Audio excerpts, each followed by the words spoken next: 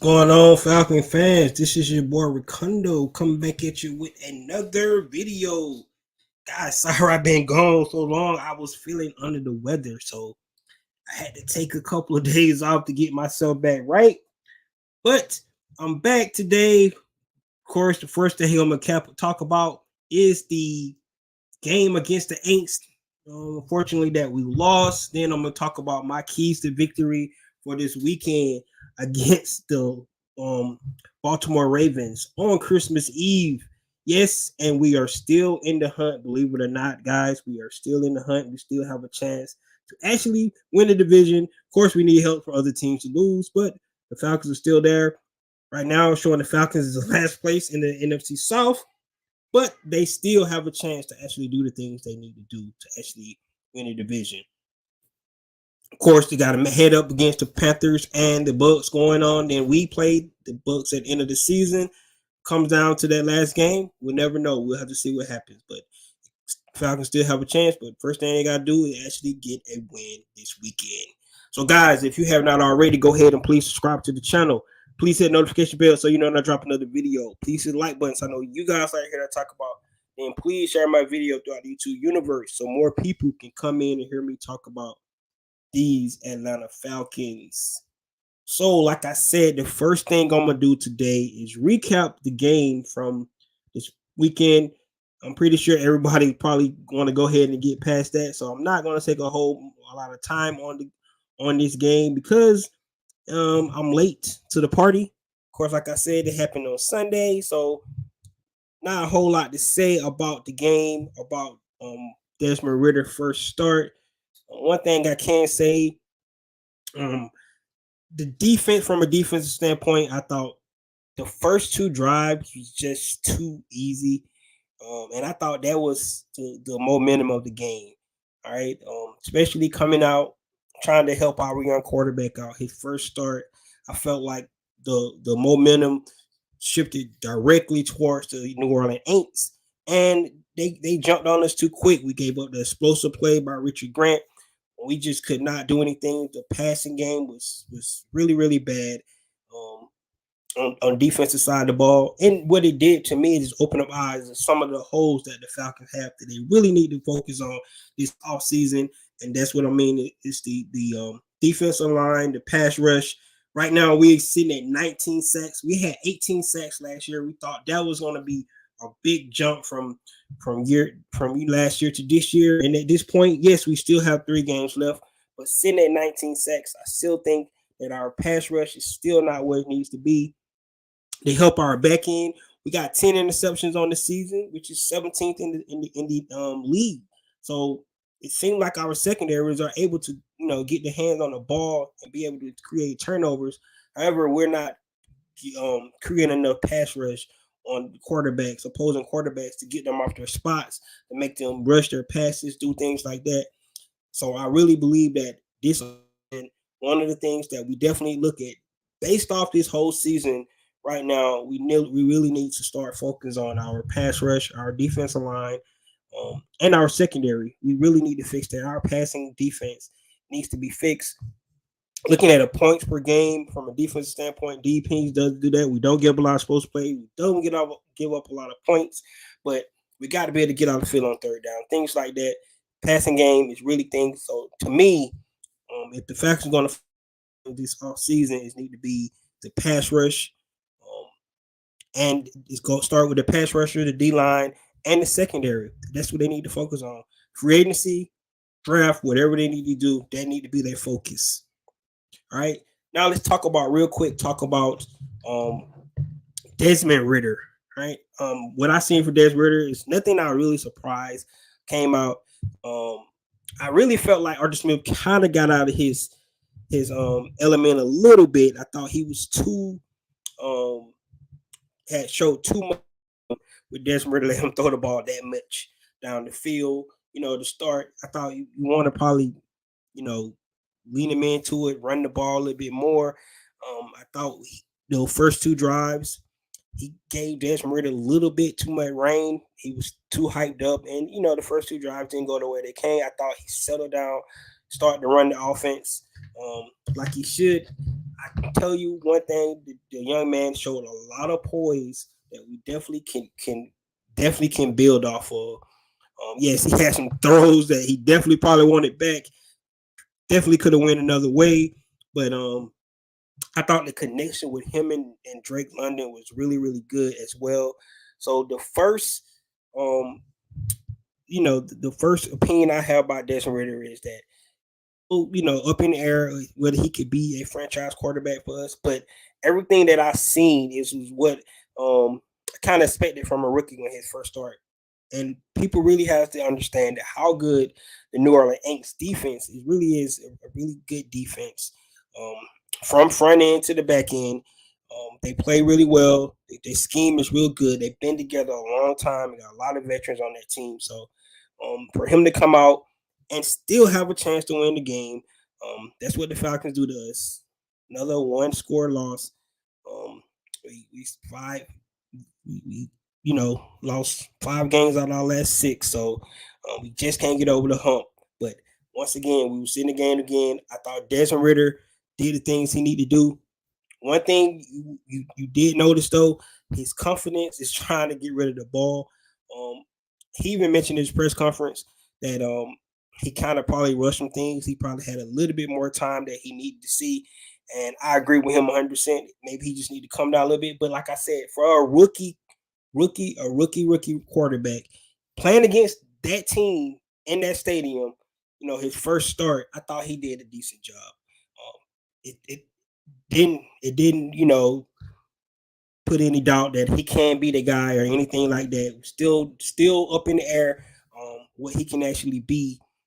I could tell you that he really needs more than just Drake London. I don't know how much separation other guys was getting. It kind of forced the ball to Drake London a couple of times. Probably, that's ill advised. Probably need to, like I said, go through his progressions. He mentioned that as well. But overall, I thought for a rookie, managing the offense in that environment, doing no thing, no false starts, not that many penalties on the offensive line, anything like that. So the operation was really good. But one thing that we got to do, we got to be able to start to pass the ball. That's why he's in there. You can tell he's not hesitant at all. He's going to let it rip, which means probably going to make some mistakes. That's expected from him, and we just gotta have to start living with that until he get into the rhythm. We can tell we really miss Kyle Pitts out there. We need another explosive guy out there. Also, another thing that the Falcons need to probably look at another receiver. Kind of start making you think about that Calvin Ridley trade now, because they do need somebody else that is able to create separations to help Drake London out. Like I said, Kyle Pitts went there, so that definitely be somebody that we really could use to see Kyle Pitts out there. But overall, I felt like Desmond Ritter did a good job. He gave himself a D, C minus. I don't think I grade him that bad. I give him maybe a C plus. Like I said, a rookie in the first start, planning that in that in that environment. I thought he did a pretty good job. Considering that we had a chance to actually still, take a lead in that game. He made a crucial 4th and 5 completion to Drake London. Unfortunately, we know what happened with that, but that pass just to show you his poise, the throw he made in that moment, that situation, just to kind of show you the kind of poise that the young man showing his first start going down the wire. We got here. I did see the Falcon defender within 5 yards, so they ain't received the whole game, but we still win a drive going. Yeah, I agree with you 100%. And this is what I'm talking about. Like it kind of started to remind me of the old Falcons a little bit, right? When we looking at receivers and I wanted them to stop playing zone. I thought they played zone a little bit too much in that game. I thought they should have played a little bit more man, because when they played zone, to your point, it seemed like they was out of their spot. Like the zone wasn't right. Like it seemed like the opposing receiver found the zones, the open spots in every zone that the Falcons was having. So I also felt like, I don't know how much this affected. I know they mentioned that it didn't affect it a lot, but the fact that Dean Pease went out and Dean Pease went out, I really believe that affected them a lot. The Aints cheating again, man. They did that on purpose. They can't say it was a mistake. They took our defensive coordinator out, but yeah, just too much zone, man. I think and maybe they felt like they don't have enough guys to play man to man, but I take my chances because that zone was just it was bad. It looked like Dan Quinn defense a little bit. I agree with you on that 100%. Just way too much zone.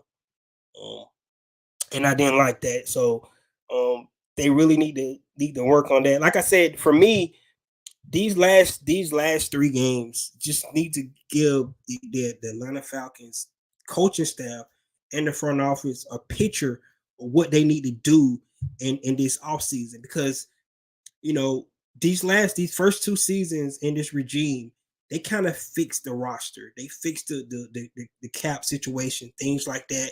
They hired they drafted and brought in some good talent on this team. Foundational pieces they could use.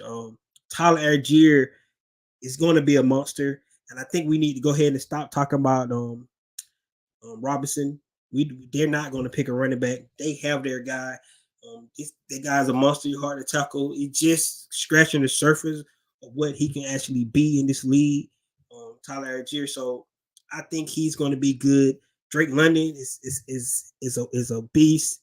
The two fumbles he had this season kind of probably cost us some games, but it's a rookie, right? And one thing that Dave Ragone said, which is really and which make me feel good is he said at one point he had a rookie quarterback hand the ball out to a rookie running back, throwing it to a rookie wide receiver, right?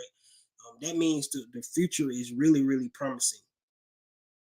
You know what I'm saying? So that tells you a lot. So what these 3 games need to do, yes, the Falcons still have a chance to win the division, but the biggest thing this 3 games should do is give them a picture of what they need to do this off season, right, to build this team, right. They have calories. They're gonna have salary cap room, right. They're gonna have to pay some guys. Chris Lindstrom, congratulations to him for making the Pro Bowl.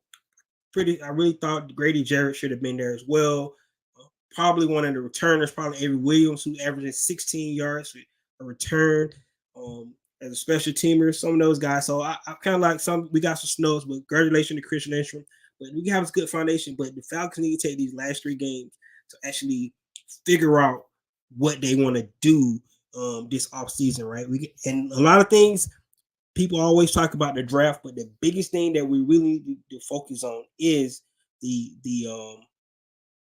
is free agency because of the salary cap, the space that we have. So that's what we really need to do. That's one of the things we got to do. Appreciate it, EQ. So let's see here. So guys, pretty much that's really all I have about the Aints game. We lost 2 games to them this year, unfortunately. But guess what? We still in it. If we could somehow, make our way to win these last 3 games, we'll see what happens. And then once you get in the tournament, the playoffs, you never know what it's going to turn out for you. So we just have to see what happens is that first of all, we got to get the Ravens, right? And that's what we're going to go ahead and get into now. Talk about this week's game. Talk about my keys to victory against the Baltimore Ravens on Christmas Eve. First of all, we're going to talk about the injury report. Pretty clean this week. Only Chuma Idoka is the one that's going to be out for us. So everybody else is going to be healthy. Of course, they actually brought in some Caleb Huntley went on IR. Unfortunately, he'll be out for the rest of the season. They brought John Fitzpatrick back off the IR. He's in his 21 days. We'll see if he gets activated before the end of the season. So good reports on that. By Caleb Huntley getting on the IR, they actually signed a young pass rusher. Remember, I talked about the pass rusher. Of course, you know where he coming from? The Tennessee Titans. Hold on, let me get his name for you guys. Just getting back into the swing of things, guys. Like I said, I was feeling under the weather a couple of days, so decided not to come on here because I thought I was not going to be any fun. Not enthusiastic enough to talk about um my Atlanta Falcons this week. But I'm back, energized, ready to go, excited about this game. I got a bet with one of my buddies saying that the Falcons are not going to be able to go over 100 yards, and I'm going to win that bet because I don't care how good the Baltimore Ravens defense is. They're not going to be able to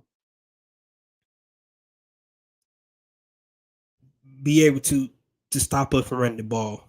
That's just what we do. We're third in the lead in rushing this year, and and that's what we do, man. They just gotta let it be, man. They can't stop us. So let's just know that that's what's going to happen this weekend. All right. So that's our injury report. Like I said, I'll go ahead and find that the other edition of the player that we added to the 53-man roster. I'll get you that name in just a minute. But before we get into that, we're gonna go ahead and talk about these keys to victory, right? Um, Falcons are still in it. And with that being said, we're gonna talk about the offensive keys.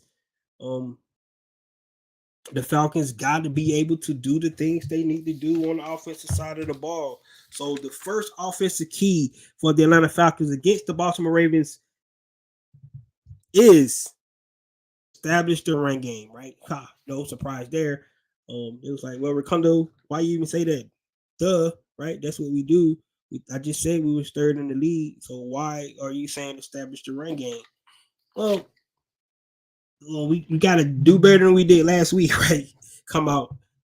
First, like I said, it came out. I think Arthur Smith kind of got to the point like we're gonna try to pass this ball, right? And it came out and kind of got away from what we do best, and a lot of you know trying to pass the ball, and I agree with him 100%. You got to be balanced. You got to create the pass. We 31st ranked 31st in passing right now this year. There's only 32 teams in the league, so they just tell you where we're at with our passing game, right? So we got to be able to pass the ball. I understand that, but um, too many trick plays he did. We just need to get back to the basics, especially with a young rookie quarterback like Desmond Ritter. We don't want to have to put too much pressure on him. So I felt like they had too much trying to pass the ball. And I understand that you want to be able to pass the ball and create the balance. They're going to put 8 in the box. They know that's what Atlanta Falcons like to do. It's going to be cold as well. So those guys hitting your running back, you know, 4 quarters, especially a guy like Tyler Algier, especially a guy like Cordell Patterson, right? They don't want to hit those guys over and over again. We're gonna have that battle with Raekwon Smith, so we need to be ready to be able to do those things. And that's so my first key is we got to run the ball, guys. That's what we need to do. Get back to the basic, run the ball. Like the guys over there on and K Styles and Matt Mike, those guys always say, run the damn ball. That's what we need to make sure we do. So run the ball. All right. Second key for us this week is we got to avoid third and longs, right? Um, third and longs, you let those guys get out to the young quarterback, put them in pressure positions. You know, um, that's not what we want to do. We want to be able to dictate the play calls. You create third and shorts and stuff like that. You can pretty much the whole playbook is open up to you. So that's one of the things that we want to be able to do is make sure that if we get into third and shorts, right? That's right. So that's mean we got to be good on first down and second down to create those third and shorts, right? Um, like I said, football is simple. When you talk about, you look at percentages, you look at third and shorts and stuff like that. The percentages are higher. Third and longs, the percentages get lower. So it's real simple, but especially with a young quarterback making his second start in a good playing against a good defense like the Baltimore Ravens. We don't want to put him in those third and long. So we got to be able to avoid third and longs and be able to create advantageous down the distances for this Atlanta Falcons offense. And then the last key on offense for us this week is red zone. We got to be able to put points on the board. The last couple of weeks, we're not able to put enough points on them. We was actually doing pretty good with our points and actually being able to put more points on the board lately when we haven't been able to get over 20 some points. And if we was able to do that, we probably win more games. So it's really big for us to make sure that we're able to actually start to put more points on the board, which that means in the red zone we got to be able to capitalize and put touchdowns up vice, not field goals, right? So it's really important. This is going to be a real good game. Like I said, it's going to be 7 degrees. I'm looking at the forecast right now, which is going to be cold. It's cold out there. Some of these down south boys ain't ready for that. But we're going to see if they're going to be ready on Saturday. So that's one of the things. And then throw in a another key is ball control, right? Time possession. We also have not been really good at time possession late as well. We need to get back to that. That was one of our main things when we was actually winning the games early in the season because we was controlling the time possession. We was keeping the ball on their offense off. We was getting their defense tired, and we was dictating how we was going to run our offense. So those some of the things we need to do on offense. I'm gonna go them again. We're gonna establish the run game, avoid third and longs, score points when we get in the red zone, touchdowns, not field goals, and then clock management. Right, try to control the time of possession. All right, guys, real quick. Defensive keys. Defensive keys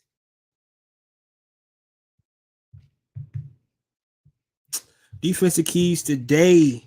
We got to stop the run.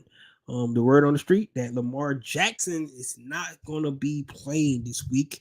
Huntley is actually questionable, but I'm pretty sure he's going to go. However, we need to be able to stop the run, guys. We want to make the quarterback beat us this week. So if Lamar Jackson going to go, which is good for us, right?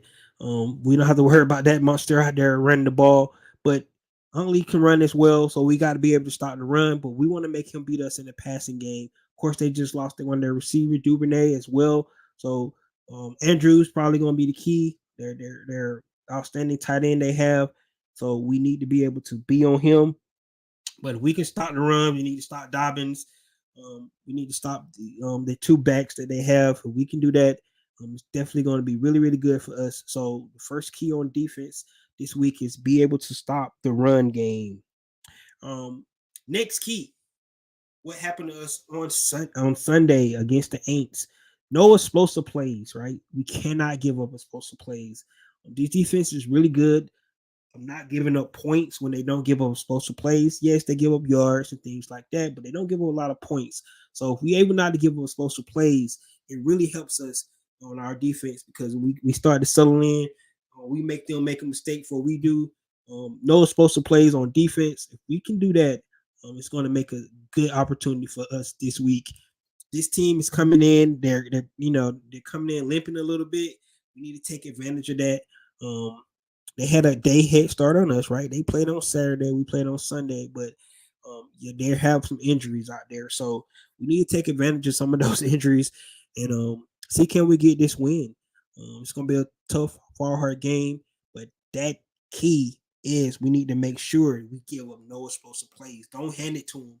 Make them earn it every freaking yard, every point that they get. We don't want to give up big plays. And then the last thing is we got to get off the field on third down. Keep mentioning that. I know DP mentioned it.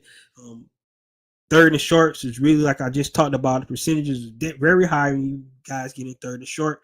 So we got to create third and longs because if more third and longs we get, the better percentage we can actually get off the field. It's hard to say that for the Falcons do be giving up some big third and long plays, but for the most part, those percentages should go down. We can actually see can we get off the field and get better in some of the positions. What in the world? Go. So some of the things we definitely got to start thinking about is making sure that we get off the field on third down. Right. So on my keys on defense again, stop the run. No explosive plays. Let's not give up any explosive plays and get on the field on third down. We do that on defensive side of the ball, guys. I think we will be where we want to be, and we can have a good Christmas. Right. All right. And the last thing we're going to talk about is the special team keys. Right. Special team keys this week. Only got 2 keys this week for special teams. First key, you guys know what it is field position, create good field position. Better field position that we have on offense and defense is always good. Remember, they got a good field goal kicker, so we want to make sure we pin those guys deep and get out the field because we get them in his range anywhere on those points for them. So we need to make sure we create that field position. On the offensive side, we have to punt the ball, punt it deep, right? And then if we able to get good in return games, create good field position for our offense. That's what we need to do. We need to be able to do that the entire game. Remember, John Harbaugh is actually a old special teams coach. So he's pretty good at special teams. We need to make sure that we're ready for that. So that's one of the things we got to do on special teams, field position. And then the last thing on special teams this week is create explosives. Special teams explosives mean so many different things. Returns, right? Blocks, create turnovers, anything that you can do in the return game to create some kind of explosive. Special teams is really good, right? You block a punt, you block a field goal, you create a turnover, anything like that on special teams. Always key. I don't really know statistics on special teams turnover or score or something like that, but I'm pretty sure when the teams get something good in special teams in the return game or the kicking game, it actually benefits them more, right? So that's one of the things I definitely want to see us do this week is to create a explosive play on defense. We need everything to go, guys, and so those are my keys this week. Like I said, going back into starting the Desmond Ritter era, however long it's going to be, right? I thought he did a good job, and that's what we need to see from him moving forward. But recap my keys real quick, then we're going to get out of here. First key on offense: establish the run game, avoid third and longs, right? And then let's score touchdowns in the red zone. On the defensive side of the ball, we need to be able to stop the run. We want to make the quarterback beat us this week. No explosive plays. We don't create explosives, make them drive a long way and see can they put points on the board. And then we need to be able to get up the field on third downs. We do that, we'll definitely be in our spot. Next, special teams, great field position. Always the field position game. It's always in your mind, back of your mind. And then see can we create an explosive play on special teams in the kicking game, return game, whatever we need to do. Right. So guys, there you have it. Those are my keys. I'm glad to be back. Back on here talking to you guys. Sorry I was out since last Friday, I think it was. But I'm back. And ready to see what we do this week against the Baltimore Ravens. Once again, I want to shout out to Chris Lindstrom for making the Pro Bowl. Definitely thought could have had a couple more guys probably be on that Pro Bowl. Not two. But you just have to keep fighting. I know Grady didn't like what happened, but just keep playing, man. You're a monster. You're a Pro Bowler to us. Just like AJ Terrell got snubbed last year, you got snubbed this year. I felt like you had a good season for the Atlanta Falcons. Chris Lindstrom definitely deserved it. He's going to deserve that money they about to give him as well too. So looking forward for that for him. So guys, that's all I have this this week. Let's see, can we go to Baltimore and get this win and keep ourselves in the playoff hunt? We haven't said that in a long time. Somebody in the NFC South is going to win this division, and let's make it. Don't make it easy for the other teams, right? Let's keep the Falcons in the hunt the rest of the season. So that's it. This is your boy Recondo. Come back at you with a video. Peace.